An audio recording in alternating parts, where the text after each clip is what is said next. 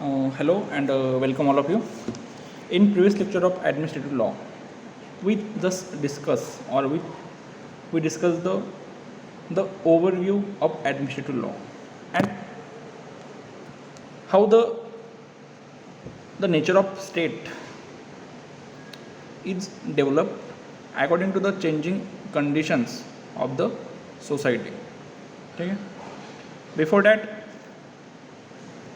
I just give the some name of the books which are necessary or which are required for the purpose of the brief study of administrative law. That is the foremost or the easy book, the language which is used under the book of administrative law, which is written by the JJR Upadhyay. ठीक आहे, JJR Upadhyay यांनी त्यांच्या बुकमध्ये खूप सोपी आणि सरळ language वापरलेली आहे. तर तुम्ही ते बुक काय करू शकतात, रेफर करू शकतात. ठीक आहे. त्याच्यानंतर जैन अँड जैन तर यांचं जे बुक आहे तर ते पण तुम्ही एक ॲडव्हान्स स्टडीसाठी वापरू शकतात. जे इंग्लिशमध्ये प्रेफर करतील तर त्यांच्यासाठी जर एखादी नोट्स असेल, फॉर एक्झाम्पल झाबवाला म्हणून आहे, तर एक तुम्ही ॲज अन नोट्स म्हणून वापरू शकतात. पण तुम्हाला जर एखादी ब्रीफ नॉलेज पाहिजे असेल किंवा ब्रीफ अंडरस्टँडिंग जर तुम्हाला त्या विषयाबद्दल घ्यायची असेल तर तुम्ही रेफरन्स बुक वापरणं खूप महत्त्वाचं आहे. ठीक आहे.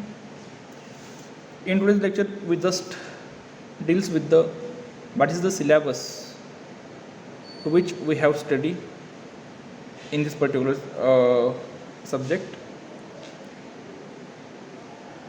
The syllabus of administrative law is already posted on the group. ठीक है.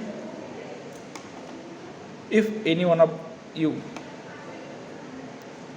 have not go through the syllabus, then please go through it and just see what are the syllabus or what are the topics which are given by the university for the purpose of semester first of your second year.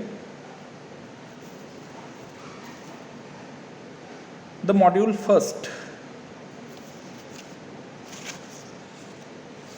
and the module second is given by the university. There are 4 modules which are provided by university for the purpose of study of administrative law. The module first deal with the evolution, nature and scope of administrative law. Then what is the nature of administrative law? In module number 1 we have to learn or we have to discuss what is the nature, scope of administrative law. As we know, there are 2 branches of law. One is a private law and another is a public law. We just memorize what we studied under the lecture first of IPC. In that particular lecture, we just discuss what is the types of law which are already we go through. तरी आपण या लेक्चरमध्ये म्हणजे upcoming लेक्चरमध्ये बघू की law म्हणजे नेमकं काय. आपण त्याला परत एकदा रिवाइज करू. What is mean by the law and what are the different branches of law. As we know or I just assume that you already know that there are 2 main branches of law. One is a private law and another is a public law. The private law deals with such a law which regulate the functions or regulate the relationship between any particular persons. For example, there is a Christian Marriage Act, Parsi Marriage Act or Muslim Marriage Act, which you already studied under the head of family law. And there are certain laws which are applicable to every person of the state. Here I use the word state in a broad sense, not as a citizen of a state of Maharashtra like this. ठीक आहे. तर राज्याचे जेवढे पण नागरिक आहेत त्या सगळ्यांना जो लॉ ॲप्लिकेबल होतो आहे, इक्वली ॲप्लिकेबल होतं आहे, then such law can be called as a public law. For example your constitution law. तर कॉन्स्टिट्यूशन लॉला काय आपण कन्सिडर करतो, तर कॉन्स्टिट्यूशन लॉला आपण काय समजतो, it is a public law. असं आहे का कुठे की कॉन्स्टिट्यूशन आहे तर ती एखाद्या पर्टिक्युलर समाजाला किंवा पर्टिक्युलर रिलिजनला ॲप्लिकेबल होणार नाही, बरोबर? असं आहे का की पर्टिक्युलर समाजाला वेगळी कॉन्स्टिट्यूशन आहे आणि आम्हाला वेगळी कॉन्स्टिट्यूशन आहे? असं पण नाही. किंवा असं पण बघा की समजा जर एखाद्या पर्टिक्युलर समाजाच्या व्यक्तीने गुन्हा केला, if he committed a offence of murder under section 302, then can he plead that section 302 of Indian Penal Code is not applicable to my particular religion or my particular caste, बरोबर? तर section 302, एखाद्या Christian माणसाने murder केला, if any person belonging to Hindu religion committed a murder, तर दोघांना काय राहील, तर 302 ॲप्लिकेबल होईल, बरोबर? पण पब्लिक लॉ तसे नसतात, प्रायव्हेट लॉ तसे नसतात. तर ते एखाद्या कम्युनिटीशी रिलेटेड असतील, रिलिजनशी रिलेटेड असतील, तर त्यानुसार काय होतं की त्यानुसार त्यांना तो लॉ ॲप्लिकेबल होतो, बरोबर? But despite the private law, public law are equally applicable to the all persons. This provision we discuss under the module first. Then there is a council of the state which is given under the module first. Then the tribunalization in England and India, definition and scope of administrative law. There are the various definition given by the profound doctors, philosophers of the administrative law or professors of administrative law like Professor Evidice, Ivar Zening, ठीक आहे, doctor Jain. तर यांनी काही definition दिलेले आहेत, ते आपण discuss करणार आहोत. Then the important concept that is separation of power theory and rule of law. तर ह्या प्रोव्हिजन पण आपण याच्याशी रिलेटेड बघणार आहोत. Then the chapter second of your administrative law that is civil services in India. ठीक आहे. तर nature and organisation of civil services. Civil services माहिती आहेत ना, तर यू पी एस सीद्वारे IAS, IPS, IRS या झाल्या तुमच्या 3 मोठ्या सर्व्हिसेस. त्याच्यानंतरच्या बऱ्याच सर्व्हिसेस आहेत की ज्या ॲज अँड सिव्हिल सर्व्हिसेस म्हणून आपण हे करतो, बरोबर? तर त्यांचं उत्पत्ती कशी झाली, then what is the powers and function of such civil service authorities or accountability and responsibility upon the such civil services. Then what are the त्याच्यामध्ये प्रॉब्लेम्स कोणते आहेत, what are the problems under the civil services like corruption, nepotism and maladministration. Like mal prosecution असतं, त्याप्रमाणे माल administration पण असतं.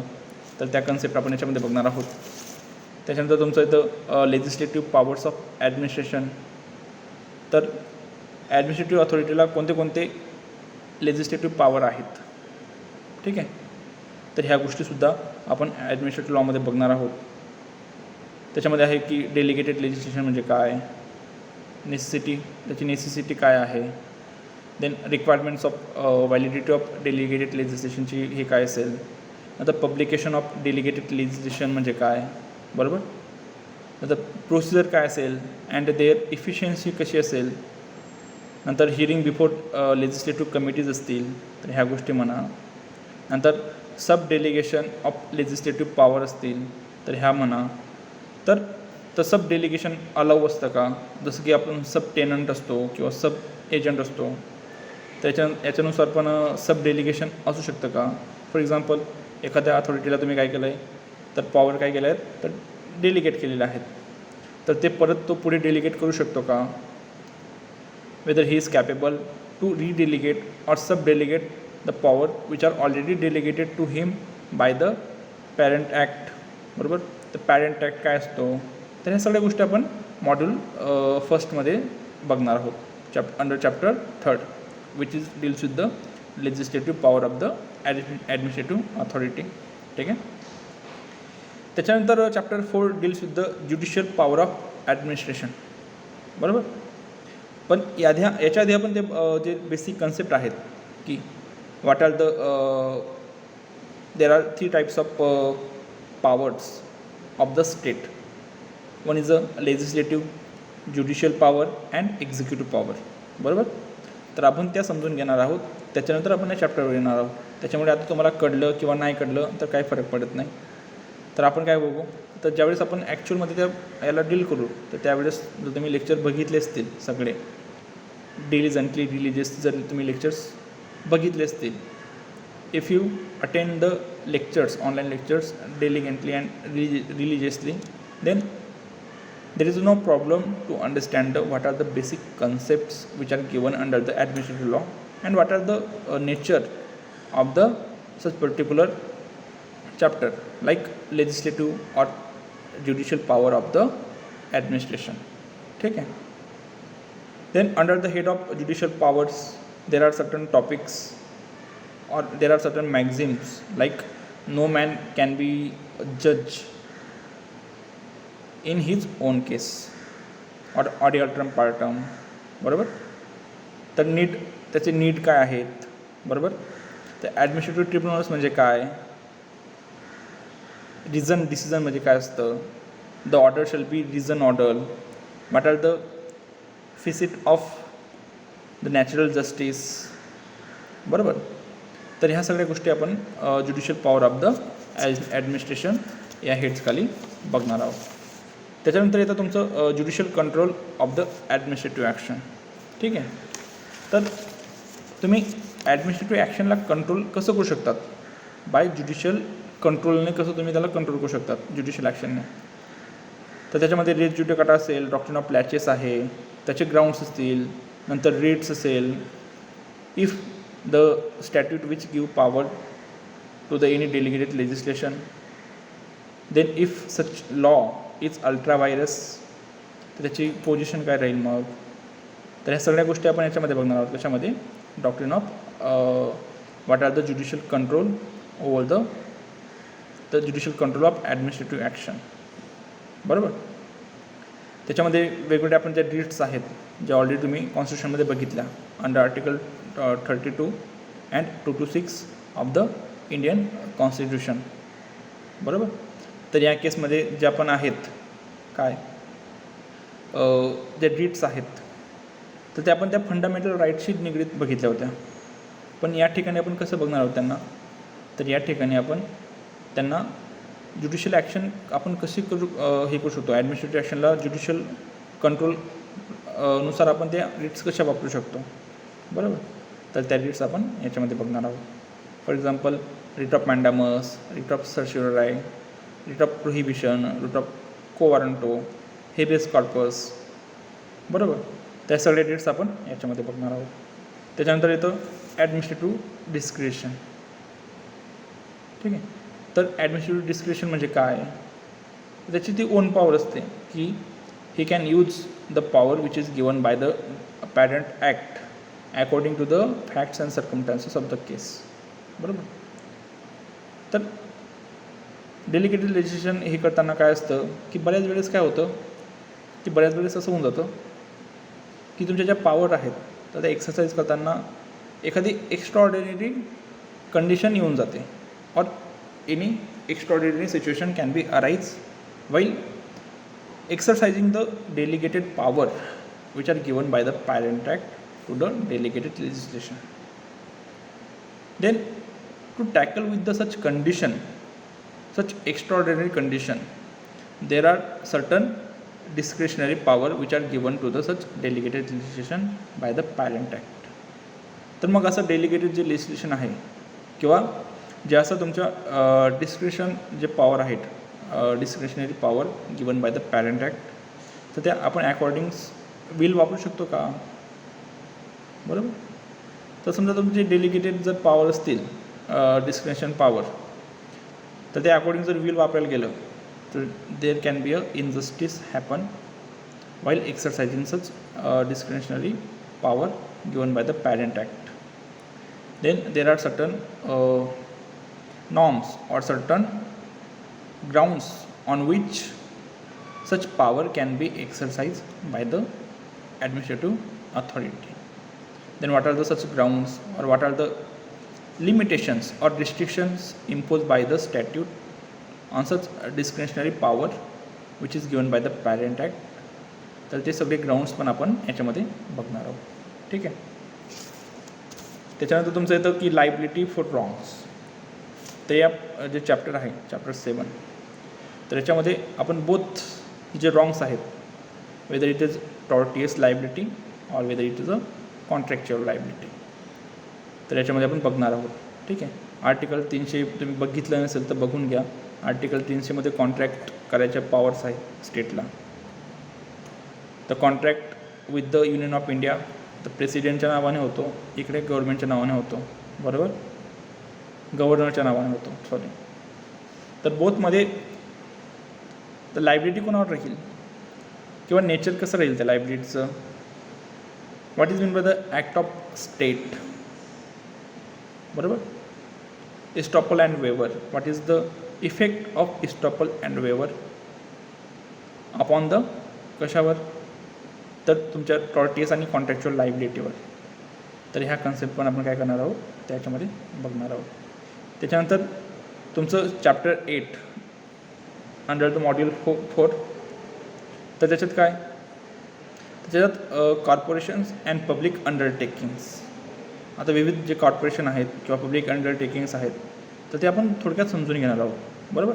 त्याच्यात under the state monopoly जसं की रेल्वेमध्ये स्टेट मोनोपोली आहे म्हणजे होती. आता रिलायन्सची पण काय मेट्रो चालू आहे. तशा काही पर्टिक्युलर आता ॲटॉमिक रिसर्च आहे तर ॲटॉमिक रिसर्चमध्ये फक्त काय स्टेटची मोनोपोली तुम्हाला दिसेल. बरोबर. तर असे काही प्रोव्हिजन आहेत का, लिगल रेमिडीज आहेत का. Then legislative and governmental control over the corporation and public undertakings तर ते पण आपण बघणार आहोत.